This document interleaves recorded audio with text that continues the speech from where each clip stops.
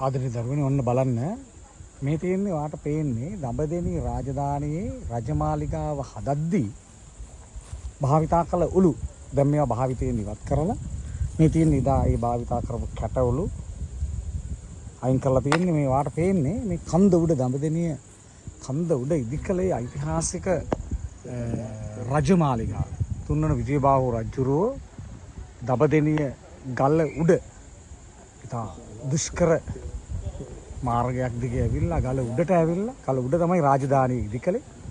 ඔයා මේ දකින්නේ දඹදෙණි රාජධානියේ දඹදෙණිය පර්වතයේ මුදුනේ තුන්වන විජයබාහු රජු ඉදිකලේ සුවිසල් රජමාලිගාවේ නටබුන්.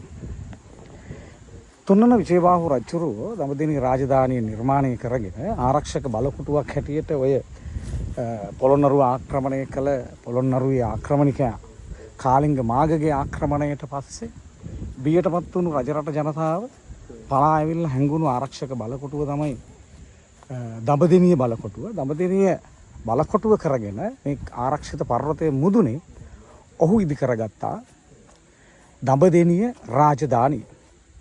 තුන්වන විජයබාහුගෙන් පස්සේ මේ රාජධානිය රජ කරන්නේ යාගේ පුත්‍රයා දෙවන පරාක්‍රමබාහු රජතුමා. දෙවන පරාක්‍රමබාහු රජුරුවන්ගෙන් පස්සේ එයාගේ පුතා හතරවන විජයබාහු එහෙම නැත්නම් බෝසත් විජයබාහු කියලා අපි කියනවා. එයා රජ කරනවා. බෝසත් විජයබාහු කුමන්ත්‍රණයකින් පරාජය වෙලානේ දඹදෙණි රාජධානිය අතහැරලා ඔහු යන්නේ යාපහුවට. ඔහු මරණයටපත් වෙනවා. හතරවන විජයබාහු. හතරවන විජයබාහුගෙන් පස්සේ බෝනික බාහු කුමාරයා තමයි යාපහුව රාජධානිය නිර්මාණය කරගන්නේ.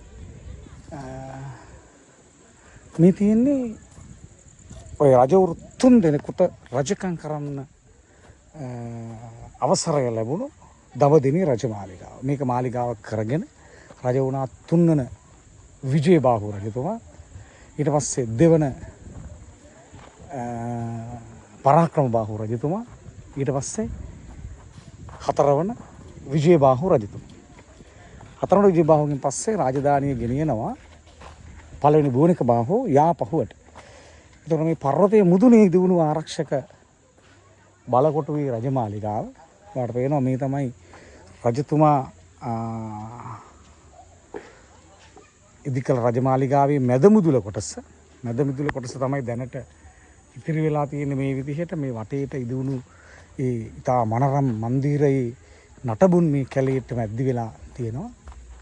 මාලිගාව ඉස්සරහාම තියෙනවා මේ විදිහට දර්ශනීය ගල්තලාවක්. ඒ ගල්තලාව මුදුනට අපි කියනවා ඒකට අර මොනවාද දකුම්මලුව එහෙම නැත්නම් රජුරුව වටපිටාවේ సౌందර්යය නරඹන්න ගියපු තැන අපි මේ කන්දටත් නගින් බලන්න පොඩ්ඩක්.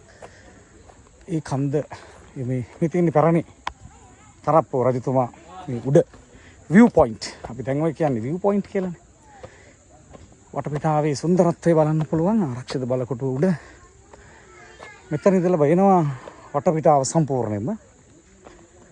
වටපිටාව සම්පූර්ණයෙන්ම පේනවා. මේ ඊතරත් පුංචි මාලිගාවක හරි ස්ථානයක නටබුන් තියෙනවා මේ වටේට. මේ බලන්න මේක ඈත ප්‍රදේශ බලන්න පුළුවන්. දඹදෙණිය වටපිටාවේ සුන්දරත්වය බලන්න පුළුවන් මේ පර්වතයේ මුදුනේ ඉඳලා. දඹදෙණි රාජධානී රජමාලිගා ගල ආපු වෙලාවක ඇවිල්ලා බලන්න ඉතිහාසය ඉගෙන ගන්න දරුවන්ට ඉතාම වැදගත්. මේ බලන්න මේකට නගින්න හරි අමාරුයි. දුෂ්කර මාවතක් දිගේ තමයි නගින්න වෙන්නේ.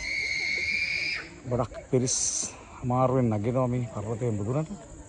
සාමාන්‍ය මීටර් 350ක් 400ක් විතර.